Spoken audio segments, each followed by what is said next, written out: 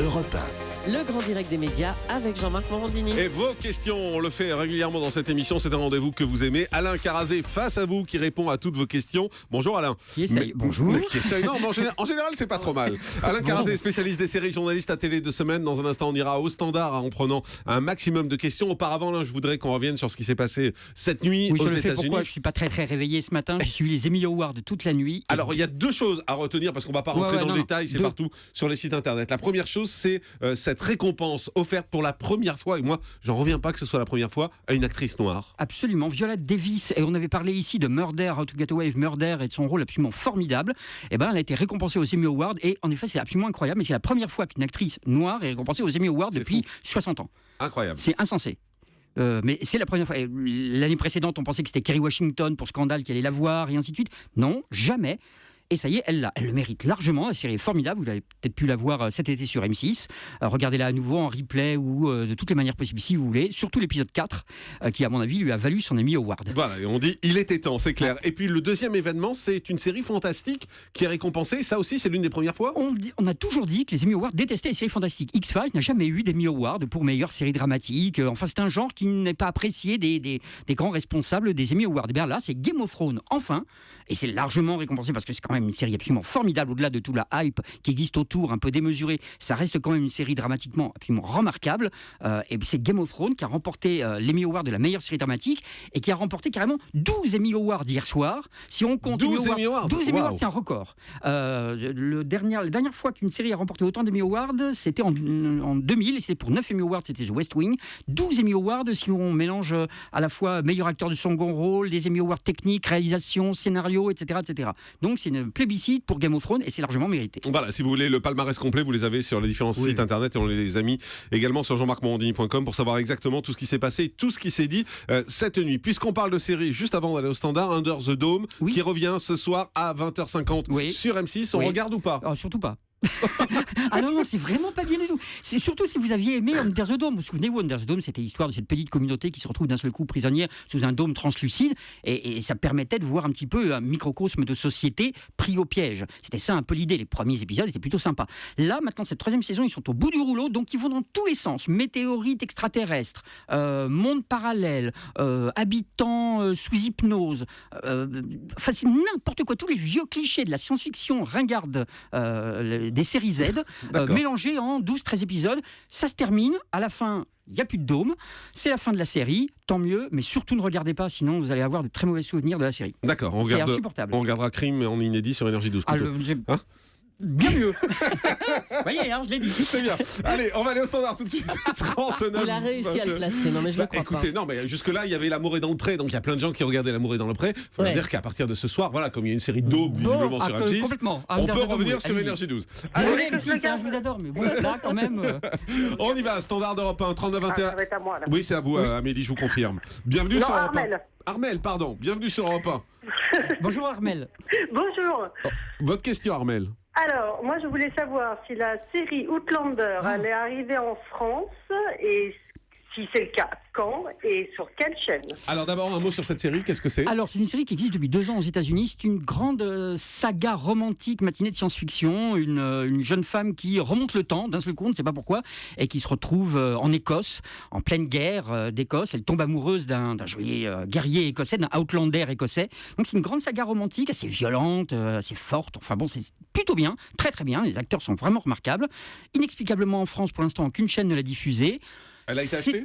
Alors, c'est en cours d'acquisition. Voilà, ça devrait logiquement, et on ne sait pas encore sur quelle chaîne. Ils se sont pas pressés pour l'acheter, Ils se sont pas pressés pour l'acheter parce qu'en effet, saga romantique qui se passe dans les années précédentes. Enfin bon, les chaînes sont un peu frileuses à ce niveau-là, et c'est vraiment dommage parce que c'est une très bonne série. Mais je peux vous dire qu'en effet, c'est en cours. Une chaîne devrait peut-être bientôt annoncer qu'elle a acquis cette série. Voilà, mais je n'en sais pas plus. Bon, le producteur ne dit rien. Il dit ça devrait se faire.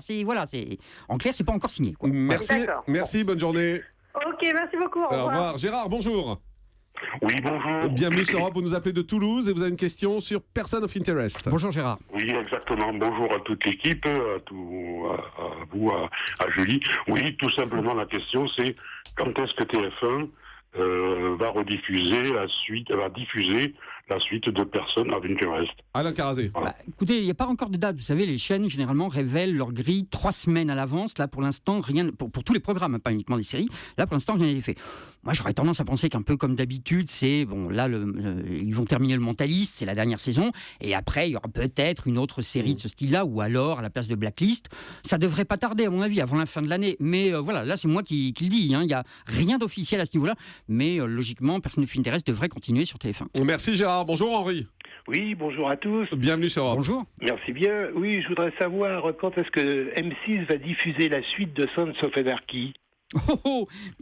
Alors, Son of Anarchy, M6 le diffuse, mais très très tard le soir, je crois le samedi vers les 1h du matin.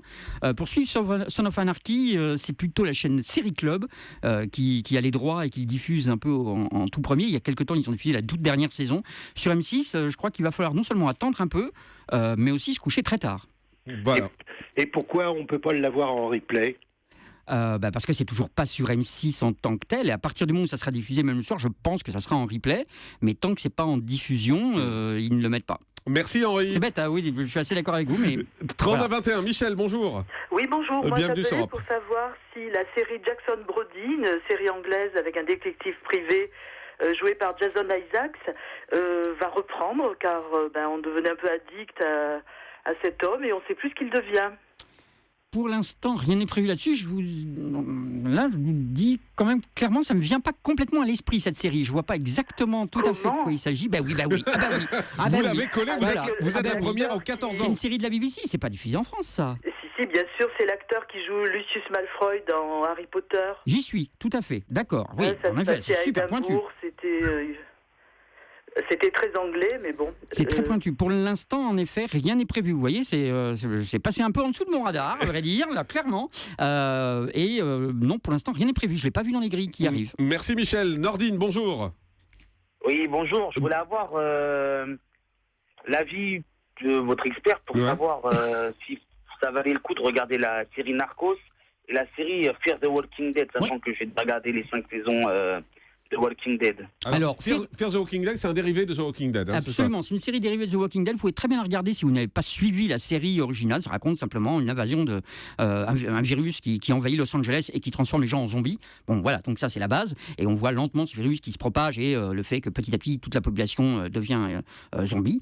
Donc en effet, on peut regarder cette série qui, pour l'instant, ne compte que 6 épisodes et est diffusée sur Canal+ série sans avoir vu la série originale. C'est plutôt pas mal, c'est plutôt bien. Évidemment, il y a des petits éléments. Si on a vu la série originale, on sait qu'ils vont pas s'en sortir, quoi. Voilà, on sait que le monde entier va être ravagé par ce virus, mais sinon c'est tout, vous pouvez la regarder. Quant à Narcos, c'est une série qui est diffusée qui est programmée sur Netflix.